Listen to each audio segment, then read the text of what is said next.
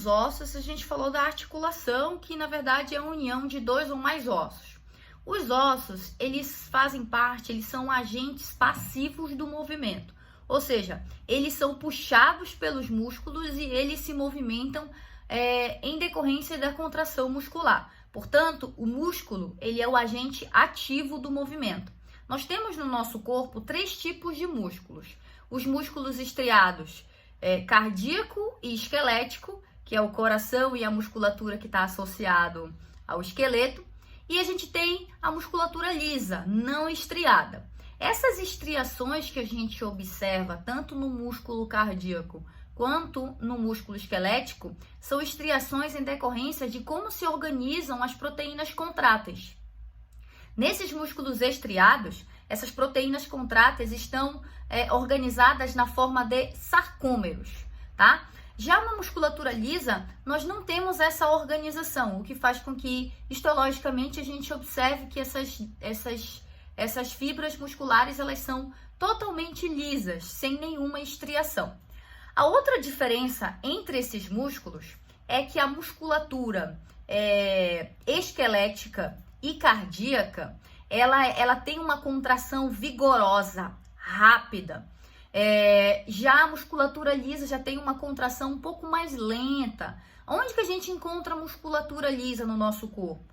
TGI, trato gastrointestinal, útero, vasos sanguíneos, né? Ducto deferente lá do aparelho reprodutor masculino. Enfim, são locais, são órgãos que precisam de contração, bexiga, por exemplo, que precisam fazer uma contração lenta mesmo. Os movimentos peristálticos, por exemplo, eles precisam ter uma movimentação lenta. Já o músculo esquelético e o cardíaco, eles precisam ter uma contração mais forte, mais vigorosa. O coração, porque ele contrai para eliminar, para ejetar o sangue que vai percorrer todo o nosso corpo, e a musculatura esquelética para contrair, para movimentar as nossas articulações.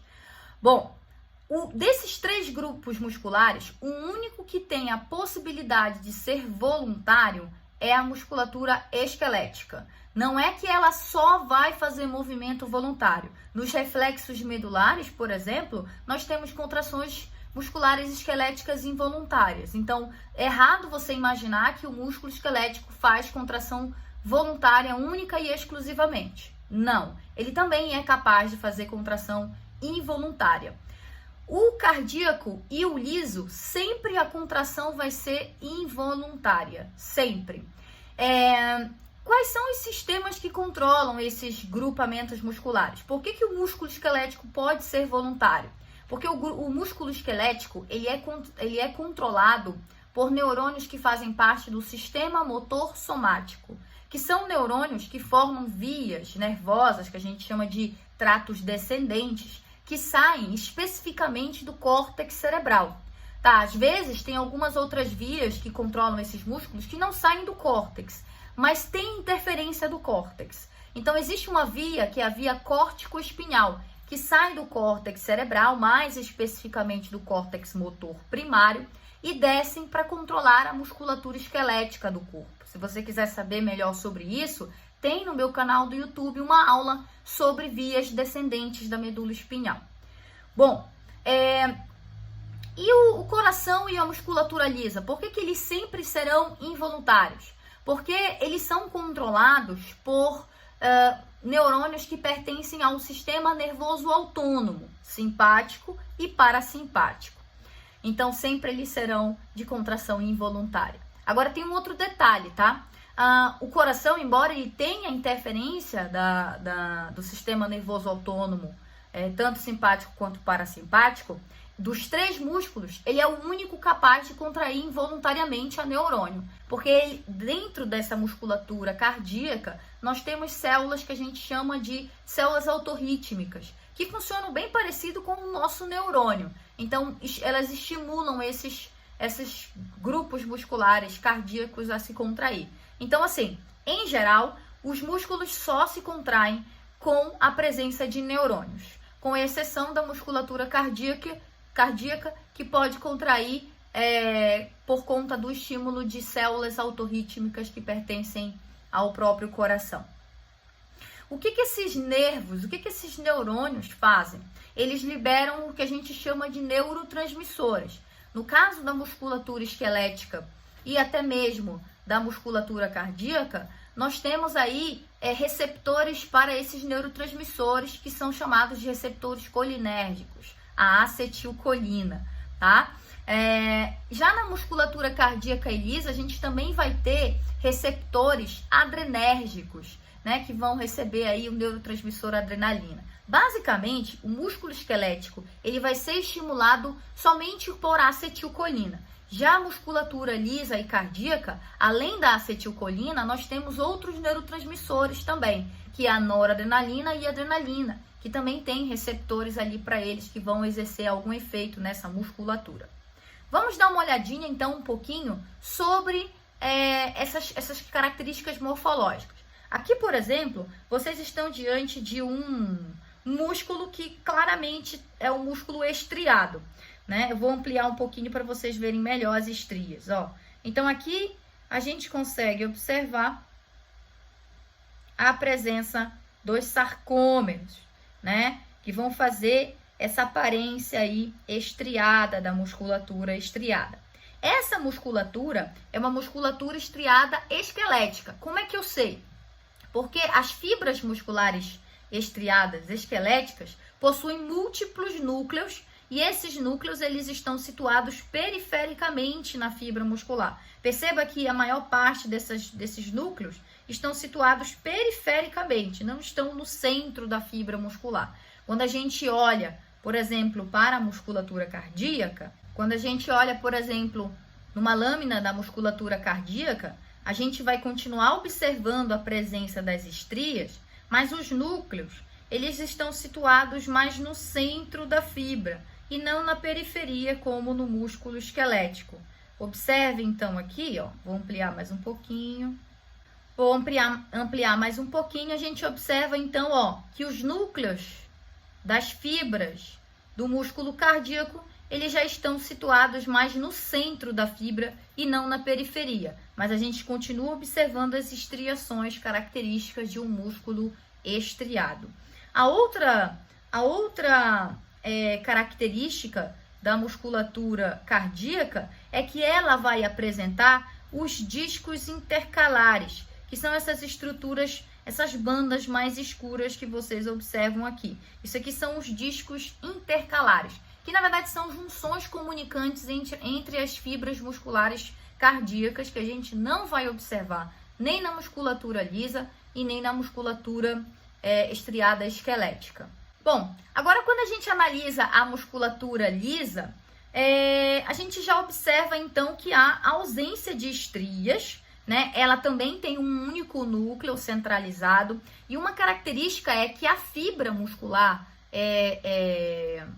esquelética é num formato filamentoso, na cardíaca também. Mas quando a gente olha a célula muscular lisa, ela tem um formato diferenciado, ela não está mais nesse formato filamentoso. Já na musculatura lisa, a gente observa um formato fusiforme, né? Um formato difuso. Então aqui vocês conseguem observar a musculatura lisa. Uma característica também interessante na musculatura lisa é que, diferentemente da musculatura estriada, como ela é organizada em sarcômero, nós temos com a contração muscular, elas encurtam na mesma direção o tamanho da fibra. Então a fibra ela encurta, vamos supor, nessa direção aqui, quando a gente fala da contração estriada. Então elas encurtam numa única direção. Quando a gente olha a contração da musculatura lisa, como ela não é organizada em sarcômero, as contrações elas vão acontecendo em todas as direções e ela contrai de uma maneira diferente, em múltiplas direções, diferentemente do que a gente observa na musculatura estriada. Então aqui só um resuminho dessas diferenças. Então a gente observa na musculatura estriada a presença dos sarcômeros, que são as estrias, que é a forma como as células contratem, as proteínas contratem e se organizam. Já na musculatura lisa a gente não observa isso. O formato das células é filamentar, né? É um filamento das fibras, elas têm um formato cilíndrico. Já nas células da musculatura lisa tem um formato difuso. Quando as musculaturas estriadas contraem, elas contraem numa única direção, pela presença da organização em sarcômero. Já as células musculares lisas, elas se contraem em múltiplas direções. A gente observa na musculatura cardíaca os discos intercalares, que a gente não vai observar em nenhum outro grupamento muscular. E com relação a mais a questão funcional, as musculaturas estriadas contraem de forma bem forte, bem rápida, bem vigorosa, a musculatura lisa bem lenta, né? E mais fraca. Em compensação, a musculatura estriada esquelética é a única delas que tem a possibilidade de se contrair voluntariamente, porque ela é controlada pelo sistema motor somático, que são neurônios que na sua maior parte das vezes saem do córtex cerebral ou tem interferência de alguma via que sai do córtex cerebral, que é uma via específica chamada de córtico espinhal. Já o músculo cardíaco e o músculo liso, eles são controlados pelo sistema nervoso autônomo, portanto, de contração sempre involuntária.